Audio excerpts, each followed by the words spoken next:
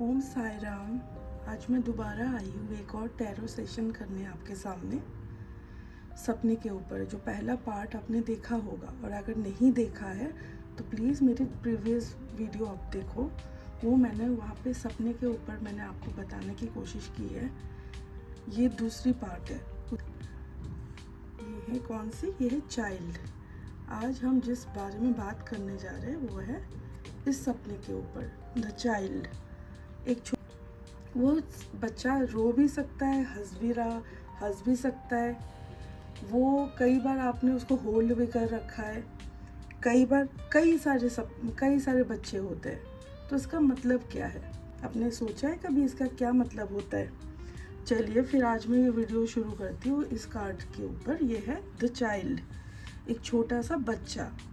अगर आप बच्चा को देखा है अपने सपने में तो वो उसका क्या मतलब है आज मैं बताऊंगी आपको। अगर हैप्पी बेबी है, अगर वो छोटा बच्चा हैप्पी है, देन अपकमिंग हैप्पीनेस और सक्सेस आ रहा है आपके पास सक्सेस आ रहा है। कुछ प्रॉब्लम अगर चल रहा होगा पास्ट में, उस प्रॉब्लम का भी अभी सॉल्व होने वाला है।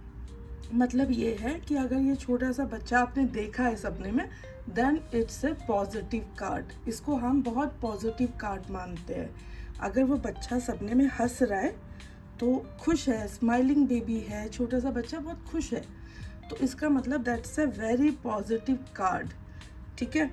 और अगर आपका कोई भी प्रॉब्लम चल रहा हो, फिनेंशियली पर्सनल प्रॉब्लम है, then it's going to be over now. तो ये अभी आपके ख़त्म होने वाला है। तो इसका मतलब ये है कि बहुत ही अच्छा सपना है। लेकिन ऑन द अदर हैंड, अगर इसी कार्ड में ये कार्ड को अगर मैं इस तरीके से भी देखूं, अगर आपने एक रोता हुआ बच्चा देखा, if the child was crying, इसका मतलब क्या है? वो क्या मैसेज देता है? वो ये देता है, लेकिन नेसेसरी भी नहीं है कि ये नेगेटिव कार्ड हो। अगर कोई बच्चा रो रहा है, नॉट नेसेसरी कि वो नेगेटिव सपना हो आपका, नहीं। तो मतलब ये है कि अगर कुछ नेग्लेक्टेड रिस्पॉन्सिबिलिटीज़ है जो आपने छोड़ रखा है, अभी टाइम आ गया है कि आप उसको करें। ठीक है।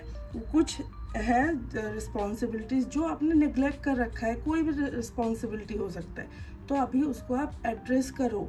ये टाइम है एड्रेस करने का। इसका ये मतलब होता है कि आप उसको एड्रेस कीजिए। ठीक है।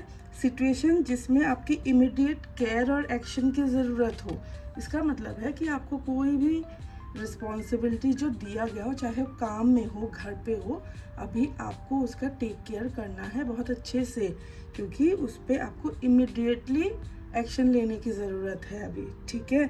कई बार देखा है कि हमने ये भी सपना देखा है कि हमने ये छोटा सा बच्चा को हमने होल्ड कर रखा है अपने आर्म्स में, अपने उसको पकड़ रखा है। इसका क्या मतलब है?